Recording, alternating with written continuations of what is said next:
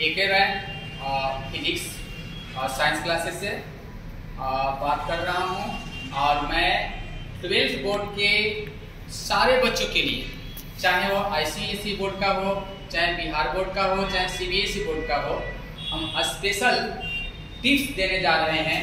खासतौर से सब टाइप और ऑब्जेक्टिव क्वेश्चन के लिए ये गारंटी है, जितना चीज बताएंगे उसको यदि आप कंसंट्रेशन से सुन लेते हैं, उसको फोकस करते हैं, उसको कर लेते हैं, तो कहीं से कोई क्वेश्चन छूटने का प्रश्न ही नहीं उठता है। और ये 100% नहीं 200% की गारंटी है कि उसी पार्ट से क्वेश्चन आपका टेकअप हो जाएगा। तो इसके लिए हमारे पास 4 पार्ट है। ऑब्जेक्टिव क्वेश्चन कैसे टेकअप हो जाए, सब क्वेश्चन कैसे टेकअप हो, और उसके बाद आपका 4 क्या क्या पार्ट है भाई। पहला है कि डेफिनेशन ऑफ फिजिकल क्वांटिटी, सभी फिजिकल जितना फिजिकल क्वांटिटी है 12th में आपको पढ़ना है, सबका डेफिनेशन आप जानिए। सेकंड में सबका SI यूनिट और डायमेंशन जानिए। थर्ड में जितना लॉ है, जैसे जंक्शन लॉ, लूप लॉ, सारे लॉ को जानना है। फोर्थ में प्रिंसिपल जानना है, कोई भी फिजिकल क्वांटिटी, कोई भी लॉ है, कोई भी इंस्ट्रूमेंट है, वो किस लॉ को काम करता है उस लॉ को जानना है। जैसे हम इलेक्ट्रोस्टैटिक्स से शुरू करते हैं। इलेक्ट्रोस्टैटिक्स में मेरा मेन फोकस है, इस बात को ध्यान में रखिए कि ऑब्जेक्टिव और सब टाइप क्वेश्चन को टेकअप करना है। उसमें चार्ज क्या है, उसका SI यूनिट क्या होता है, इसके बाद क्वांटाइजेशन ऑफ चार्ज क्या है, कंजर्वेशन ऑफ चार्ज क्या है, इसके बाद कूलम्ब्स लॉ क्या है, ठीक है। तो इन सारे चीजों को देखते हुए हम आगे बढ़ते हैं। उसमें टर्क के चलते जो इलेक्ट्रिक डाइपोल रखते हैं, तो टर्क T sin थीटा होता है, उसका SI यूनिट क्या होता है। इससे आगे बढ़ते हैं तो गॉसेस थ्योरम किस सरफेस के लिए लागू होता है, उसका एप्लीकेशन क्या है। इन सारे चीजों को देखते हुए इलेक्ट्रिक फील्ड का डेफिनेशन, उसका SI यूनिट, इलेक्ट्रिक पोटेंशियल का डेफिनेशन, उसका SI यूनिट, और ये हमारा इलेक्ट्रोस्टैटिक्स का पार्ट हो गया। इसके बाद कैपेसिटर, तो कैपेसिटर में कैपेसिटेंस क्या है, कैपेसिटेंस का SI यूनिट क्या है, पैरेलल प्लेट कैपेसिटर क्या होता है, उसका फार्मूला। किसी पैरेलल प्लेट कैपेसिटर के बीच में कोई डाई इलेक्ट्रिक सब्सटेंस रख देते हैं तो उसका कैपेसिटेंस कैसे चेंज करता है, उस पर क्या इफेक्ट पड़ता है। कैपेसिटेंस रखने, कोई डाई इलेक्ट्रिक सब्सटेंस बीच में रख देते हैं तो कैपेसिटेंस बढ़ जाता है, इलेक्ट्रिक फील्ड घट जाता है, इलेक्ट्रिक पोटेंशियल भी घट जाता है। इन सारे चीजों पर हम लोग को फोकस करना है। इसके बाद कोई पैरेलल प्लेट कैपेसिटर है, उसके बीच लगने वाला जो फोर्स होता है Q²/2a एप्सिलॉन नॉट होता है, एनर्जी ½ CV² होता है। इन सारे चीजों को दिमाग में रखना है। इससे रिलेटेड सभी फॉर्मूला, ये जितना पार्ट बताया गया, इस पार्ट को आप यदि टेकअप कर लेते हैं, दिमाग में रखते हैं, तो इलेक्ट्रोस्टैटिक्स से रिलेटेड कोई क्वेश्चन नहीं छूटेगा। अब हम इलेक्ट्रिक करंट पर आ जाते हैं। इलेक्ट्रिक करंट में इलेक्ट्रिक करंट क्या है, उसका SI यूनिट क्या होता है, उसका डायरेक्शन क्या होता है, करंट डेंसिटी क्या है, करंट डेंसिटी का SI यूनिट और उसका डायमेंशन। इसके बाद ड्रिफ्ट वेलोसिटी क्या है, ड्रिफ्ट वेलोसिटी का फॉर्मूला क्या है, फिर ड्रिफ्ट वेलोसिटी और करंट डेंसिटी में रिलेशन क्या है, इसको दिमाग में रखना है। इसको रखने के बाद हम आ जाते हैं ओम्स लॉ। तो ओम्स लॉ 2 है, एक ओम्स लॉ J = σE होता है, दूसरा ओम्स लॉ V = IR, इसी से डिराइव होता है। R = ρL/A, इस फार्मूला को भी जानिए। इस पर निम्नतर 2 नंबर में पूछा जा सकता है। एक फार्मूला होता है R1/R2 = L1²/L2²। इसके बाद ये रेजिस्टेंस का कॉम्बिनेशन को देख लेना है। 2 प्रकार का combination, series combination, parallel combination.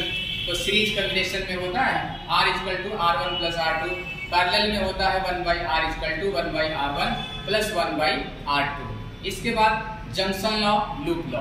Junction law क्या है भाई कि total algebraic sum of current coming towards a point is equal to total algebraic sum of current going away from the point.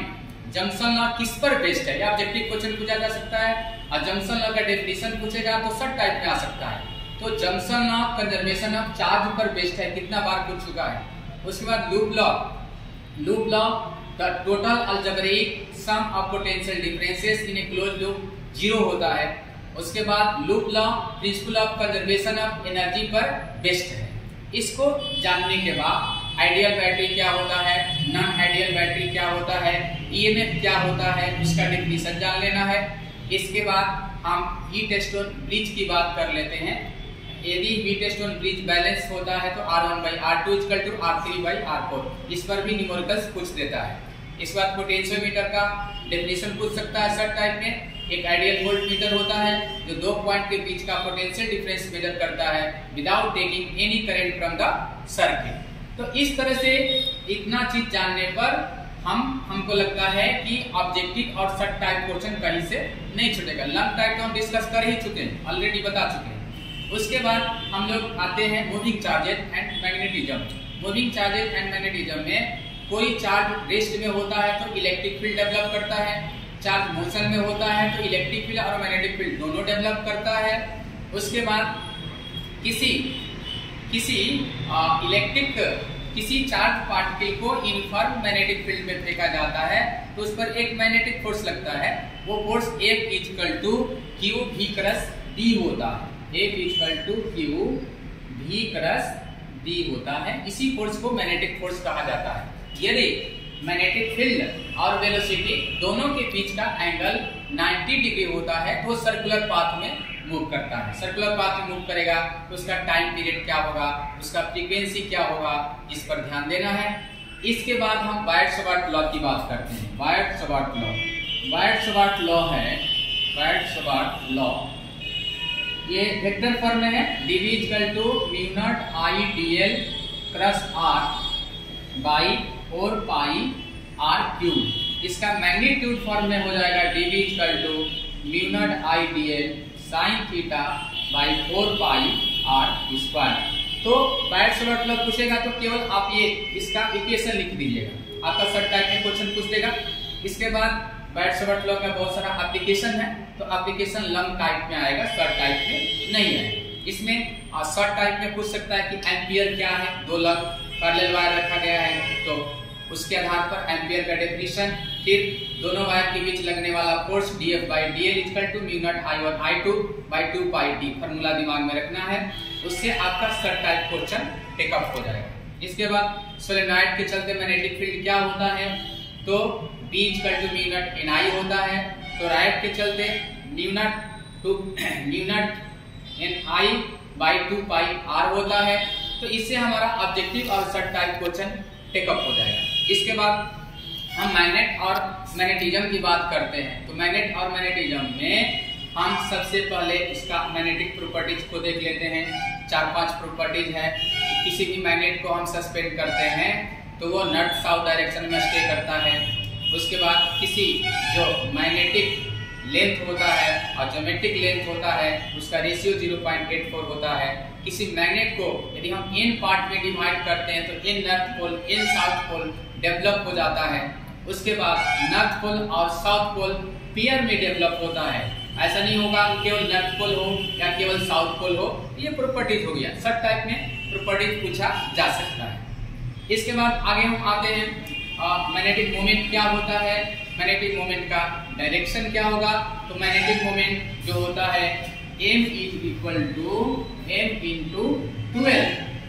ये मैग्नेटिक मोमेंट एक vector quantity होता है, इसका direction south pole से नॉर्थ पोल की तरफ होता है। ठीक है। अब इसके बाद अर्थ एक मैग्नेट है। अर्थ एक मैग्नेट है। इसमें अर्थ में 3 चीज होता है। एक vertical component of earth magnetic field, horizontal component होता है और नेट मैग्नेटिक फील्ड होता है। ठीक है।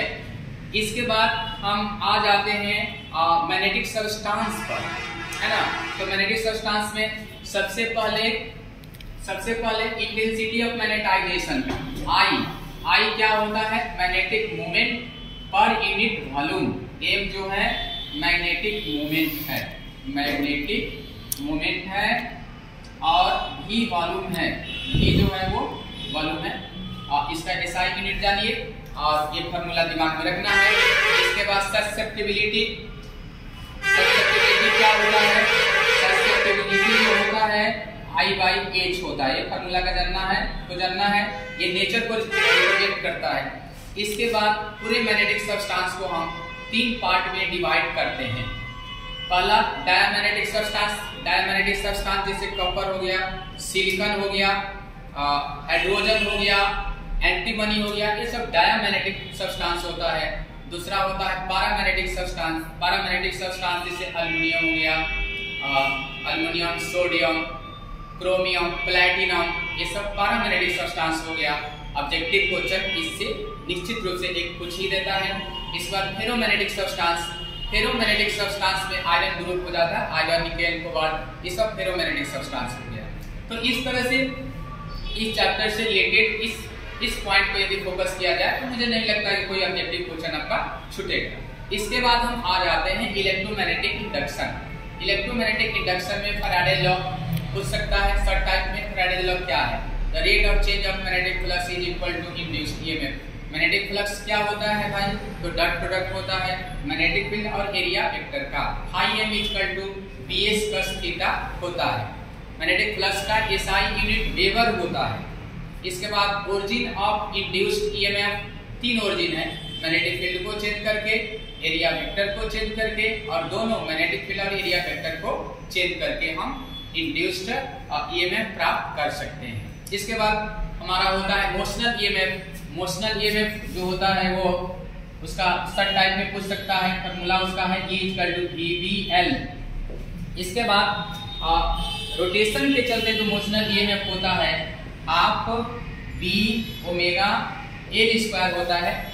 इसके बाद रोटेशन के बाद हम देखते हैं सेल्फ इंडक्शन। जो सेल्फ इंडक्शन होता है, सेल्फ इंडक्शन में एक ही करंट कैरिंग लूप में यदि हम करंट के वैल्यू में चेंजिंग करें तो ईएमएफ इंड्यूस होता है और फाई इक्वल टू Li होता है। फाई इक्वल टू Li, ये जो है सेल्फ इंडक्टेंस है, इसका एसआई यूनिट हेनरी होता है। ये सेल्फ इंडक्टेंस है, सेल्फ इंडक्टेंस, इसका एसआई यूनिट क्या होता है भाई? हेनरी होता है। इसी तरह से फिर म्यूचुअल इंडक्शन होता है। म्यूचुअल इंडक्शन में क्या होता है? दो लूप को एक दूसरे के कांटेक्ट में रख करके एक लूप में यदि हम करंट के मान में चेंजिंग करें तो दूसरे लूप से मैग्नेटिक फ्लक्स में चेंजिंग होता है, जिसके चलते कि सेल्फ ईएमएफ इंड्यूस होता है। उस प्रोसेस को हम म्यूचुअल इंडक्शन कहते हैं। इसके बाद किसी भी इंडक्टर में जो एनर्जी स्टोर होता है वह energy store half Li square होता है। हाफ Li स्क्वायर होता है। ये हो गया हमारा इलेक्ट्रोमैग्नेटिक इंडक्शन। इसके बाद हम एसी में आते हैं भाई। तो एसी में अल्टरनेटिंग करंट क्या है? जो अपना डायरेक्शन अल्टरनेटली चेंज करता है उसे हम अल्टरनेटिंग करंट कहते हैं। इसमें खास तौर से ये जो इक्वेशन आता है अल्टरनेटिंग करंट का, I is equal to I naught sine omega t plus phi. इस इक्वेशन से बहुत सारा क्वेश्चन बनेगा। I नॉट जो होता है पीक करंट होता है, कंपैरिजन करके क्वेश्चन बनेगा। पीक करंट होता है, ओमेगा एंगुलर वेलोसिटी, ये 2 pi by T, T time period है, equal to 2 by F. T time period होता है और एफ फ्रीक्वेंसी होता है। एफ जो है वो फ्रीक्वेंसी, एफ फ्रीक्वेंसी हो गया। इससे क्वेश्चन बनेगा। इसके बाद पावर जो होता है, एसी में पावर डेवलप होता है E naught I naught by 2 cos phi. तो cos फाई को हम पावर फैक्टर कहते हैं। cos फाई को पावर फैक्टर, ठीक है। तो अब इसके बाद मीन स्क्वायर करंट और रूट मीन, पीक करंट और रूट मीन स्क्वायर करंट में रिलेशन होता है I equal to I naught by root 2।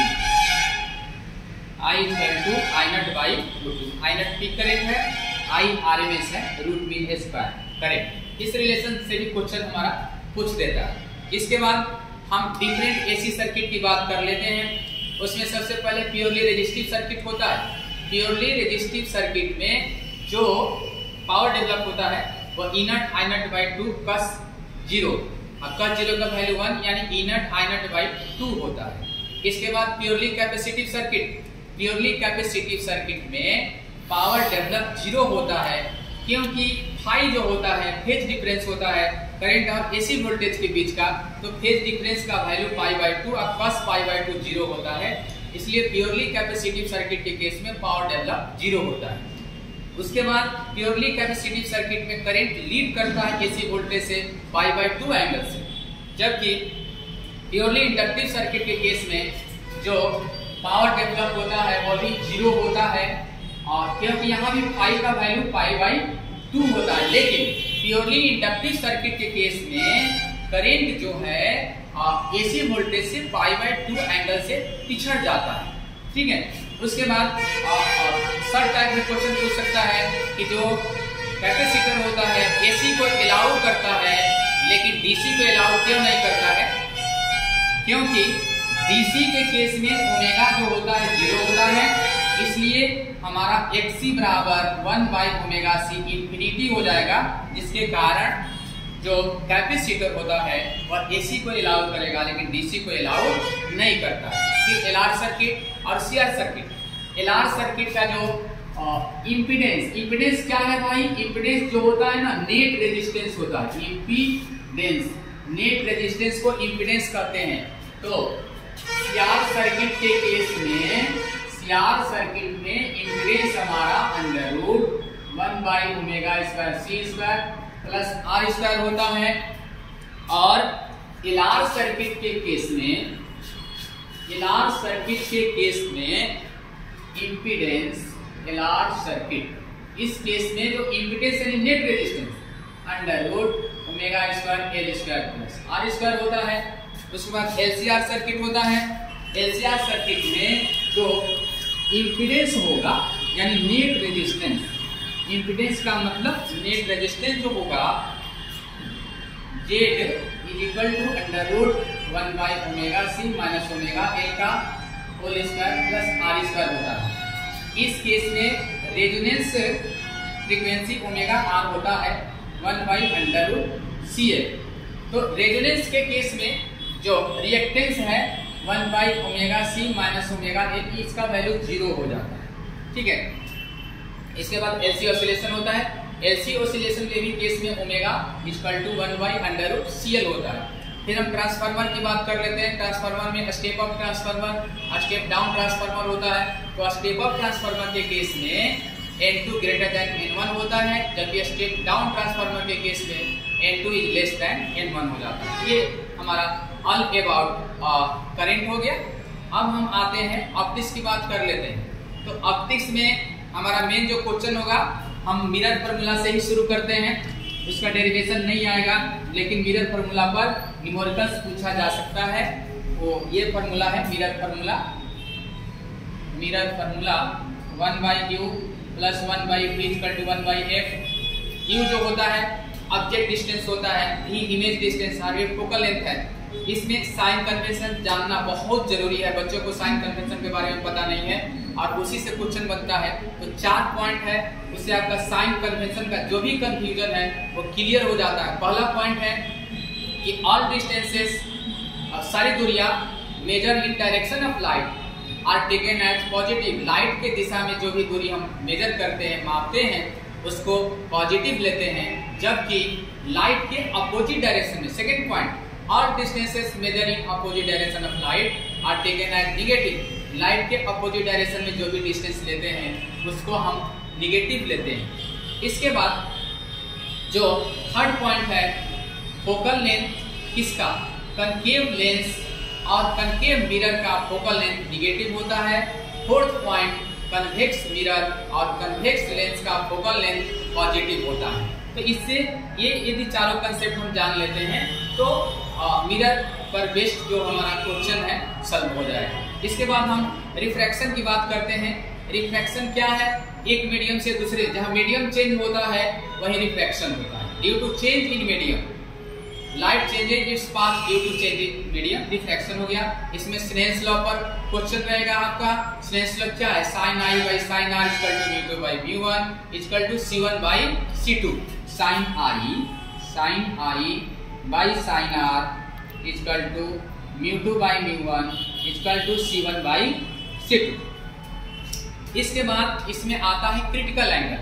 Critical angle जो होता है sin C is equal to 1/μ सर्ट टाइप में क्वेश्चन पूछ देगा और न्यूमेरिकल्स भी इस पर पूछ सकता है। तो क्रिटिकल एंगल क्या है? जब रे of light optically denser medium से रेयर मीडियम में जाता है, डेंसर मीडियम से रेयर मीडियम में जाता है, तो यह क्या होता है भाई? यह नॉर्मल से दूर चला जाता है। तो जब रे ऑफ लाइट डेंसर मीडियम से रेयर मीडियम में जाता है तो वो सर्टेन एंगल ऑफ इंसिडेंस जिसके corresponding angle of refraction 90 degree हो जाए, उसी सर्टेन एंगल ऑफ इंसिडेंस को हम क्रिटिकल एंगल के नाम से जानते हैं। क्रिटिकल एंगल sin c बराबर 1/μ होता है। इसके बाद total internal reflection. Total internal reflection क्या है? जब रे ऑफ लाइट डेंसर मीडियम में से रेयर मीडियम में जाता है तो आफ्टर रिफ्रैक्शन उसी मीडियम में आ जाता है। इसी फिनोमिनन को हम टोटल इंटरनल रिफ्लेक्शन कहते हैं। इसमें सर्ट टाइप पूछ सकता है, कितना बार पूछ चुका है कि condition for total internal reflection. तो दो कंडीशन है। पहला कंडीशन ये है कि ray of light must go from optically denser medium to rare medium, denser medium से रेयर मीडियम में जाए। और दूसरा क्या है? दूसरा है कि angle of incidence should be greater than critical angle.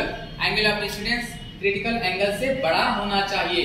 ठीक है, तो इसके बाद हमारा जो नेक्स्ट पार्ट है, तो जो क्वेश्चन है इस फॉर्मूला पर रहेगा μ2/v minus μ1/u equal to μ2 minus μ1/r, और लेस में अगर formula 1/f equal to μ2/μ1 minus 1 bracket में 1/r1 माइनस 1/r2 इस पर हो जाएगा। और इसके बाद हम वेव ऑप्टिक्स की बात कर लेते हैं। वेव ऑप्टिक्स में खासतौर से कंस्ट्रक्टिव इंटरफेरेंस क्या होता है, डिस्ट्रक्टिव इंटरफेरेंस क्या होता है, उससे रिलेटेड क्वेश्चन पूछ सकता है ऑब्जेक्टिव में। इसके बाद यंग्स डबल स्लिट एक्सपेरिमेंट में फ्रिंज विड्थ क्या होता है, कंस्ट्रक्टिव इंटरफेरेंस का फॉर्मूला क्या है, उससे रिलेटेड क्वेश्चन पूछा जा सकता है। इसके बाद पोलराइजेशन में पोलराइड्स क्या होता है और पोलराइजेशन का कंडीशन क्या है, उससे रिलेटेड क्वेश्चन पूछा जा सकता है। फिर डिफ्रैक्शन ऑफ लाइट का डेफिनेशन पूछा जा सकता है। तो इतना सारा चीज हम जान जाएंगे तो हमको लगता है कि ऑप्टिक्स का क्वेश्चन आपसे नहीं छूटेगा। इसके बाद हम मॉडर्न फिजिक्स की बात कर लेते हैं। मॉडर्न फिजिक्स में पहला जो चैप्टर है real nature of light and photo electric effect, उसमें आप जल्दी से देख लीजिए फोटो इलेक्ट्रिक इफेक्ट क्या है, उसका डेफिनेशन पूछ सकता है। फिर थ्रेशोल्ड फ्रीक्वेंसी, थ्रेशोल्ड वेवलेंथ पूछा जा सकता है। फिर आइंस्टीन इक्वेशन। बस ये 3-4 पॉइंट आप देख लीजिएगा तो सर्ट क्वेश्चन आपको नहीं छूटेगा। इसके बाद हम एटम में आ जाते हैं। एटम में रदरफोर्ड का कंक्लूजन देख लीजिए, सर्ट टाइप उसी से पूछ सकता है। बोर्स पोस्टुलेट्स देख लीजिए, ये 2 पार्ट देख लीजिएगा तो मॉडर्न का भी क्वेश्चन आपसे नहीं छूटेगा, एटम का क्वेश्चन नहीं छूटेगा। फिर न्यूक्लियस में लॉ ऑफ रेडियो एक्टिविटी, उसके बाद हाफ लाइफ और एवरेज लाइफ, इतनी सारी बातों को आप जान लेते हैं तो इसका भी सर्ट क्वेश्चन टेकअप हो जाएगा। उसमें खासतौर से टर्म्स देखता है, आइसोटॉप्स क्या है, आइसोटोन्स क्या है, आइसोबार्स क्या है, एटॉमिक मास यूनिट क्या होता है। ठीक है, इसके बाद हम सेमीकंडक्टर के लास्ट टॉपिक की बात कर लेते हैं। तो उसमें हम लोग को जानना है कि डॉपिंग क्या होता है, एन टाइप सेमीकंडक्टर क्या होता है, पी टाइप सेमीकंडक्टर क्या होता है, पीएन जंक्शन क्या होता है, ड्रिफ्ट करंट क्या होता है, डिफ्यूजन करंट क्या होता है। बस इतना यदि पार्ट हम देख लेते हैं तो सर्ट टाइप क्वेश्चन कहीं से नहीं छूटेगा और आप लोग को जो एग्जाम होने वाला है उसके लिए बेस्ट ऑफ